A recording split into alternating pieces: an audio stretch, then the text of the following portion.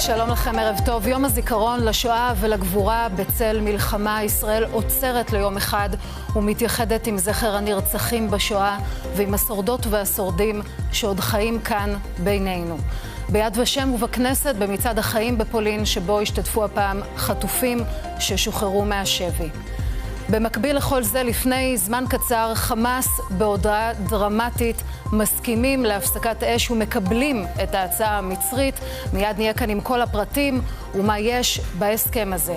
אבל עוד קודם, 4 לוחמים נפלו אתמול בתקרית הפצמ"רים בכרם שלום. אלו שמותיהם: סמל ראשון ראובן מרק מרדכי אסולין, בן 19, מרעננה, לוחם בגדוד שקד של חטיבת גבעתי.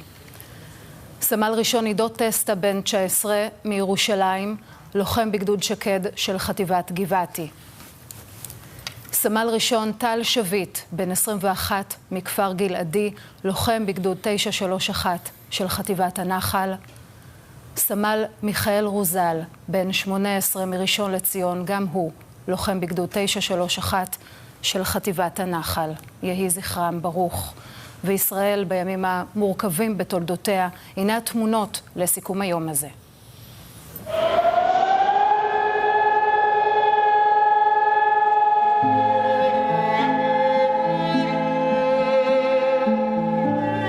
מעמד הנחת הזרים, זר מדינת ישראל.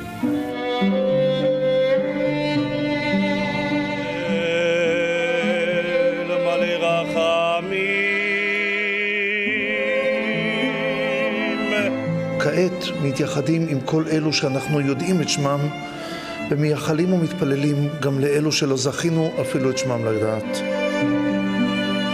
We come here each year to remember and to commemorate.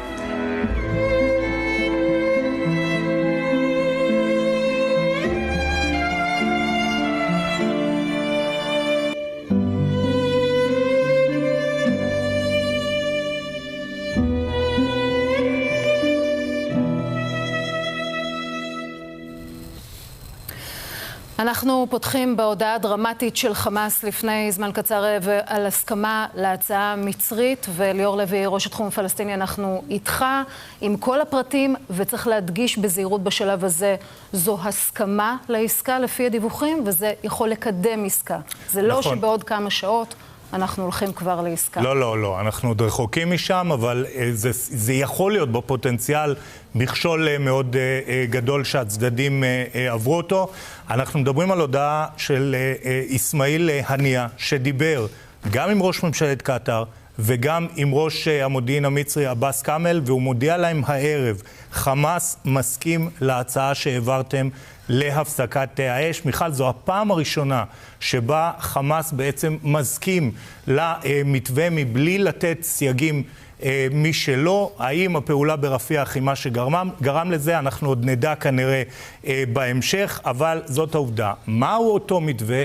בשבוע שעבר פרסמנו אותו מתווה מאוד ארוך, מאוד מורכב, מאוד מפורט, רק בראשי תיבות. מתווה של 3 שלבים, שימשך יותר מ-120 ימים, ובפוטנציאל בסופו מסתיימת המלחמה, או שכן או שלא, אבל משוחררים החטופים, כאשר הבעיה מבחינת חמאס היה הסעיף של סיום המלחמה, וחמאס בא ואומר, אנחנו לא נסכים בעצם לשום מתווה שלא יביא לסיום המלחמה, ואמרנו כאן, המצרים והקטרים יניחו נוסח עמום מספיק, שחמאס יחיה איתו, שישראל תחיה איתו. כנראה שזה מה שקרה. אנחנו נדע את הפרטים של המתווה הזה בהמשך, אבל כאמור, הכותרת הדרמטית היא, בפעם הראשונה חמאס מסכים למתווה הקטרי-מצרי. תודה רבה, ליאור. בהמשך לדברים האלה אנחנו רוצים להיות עם פרטים חדשים שאת מביאה בעניין הזה. גילי כהן, כתבתנו המדינית, הודעת חמאס מעבירה את הלחץ עכשיו לישראל, שלומדת את התשובה החדשה הזאת.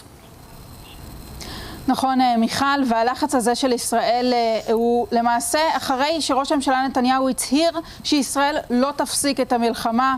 שמענו את זה בימים האחרונים, אבל שימי לב להתפתחויות שקרו מאחורי הקלעים ביממה פלוס האחרונה. אחרי ההסתייגויות של חמאס, מתברר שקטר ומצרים העבירו הצעה מתוקנת ללא ידיעת ישראל לחמאס, וזו אותה הצעה, כך אני מבינה, שחמאס מאשר הערב. ובכל זאת אנחנו יכולות לומר, מיכל, בבסיס ההתנגדות של חמאס, כפי שאליאור אמר, נוגעת לאותו משפט או הבנה, האם ישראל עוצרת את הלחימה במהלך השלב הראשון, ולמעשה כבר בשלב הראשון של שחרור החטופים, כורכת את עצירת המלחמה. ואנחנו יכולות לומר כך, בנוסח המקורי, ההחלטה הייתה להביא לרגיעה ברת קיימא, לא להפסקת אש. וזה צמד מילים שלא עבר את חמאס. חמאס רצה ערבויות משמעותיות הרבה יותר מן המתווכות, ממצרים ומקטר, להפסקת אש ממשית, ויכול להיות שהשינוי הזה ברטוריקה או בטרמינולוגיה הזו הוא שהביא את חמאס בסופו של דבר להחלטה כן. הנה מגיע שוב השלב שבו ישראל היא זו שתידרש להכרעות קשות. אני מבינה שכבר הערב צפויות התייעצויות בנושא. יש לחץ גם מצד המתווכות שישראל תגיע לקהיר. חמאס גם הוא רוצה להגיע לקהיר בקרוב כדי לדון בנושא הזה. אבל כאמור, הכדור כרגע בידיים של ישראל. האם היא אחרי הודעת חמאס אומרת כן, גם אנחנו מוכנים להצעה המשופרת שמצרים וקטר הציבו בפני שני הצדדים, ולמעשה הכריעו בשביל ישראל בנוגע לאותה הצעה. כן, הפינג פונג הזה נמשך. תודה רבה גילי, בפותח פתח.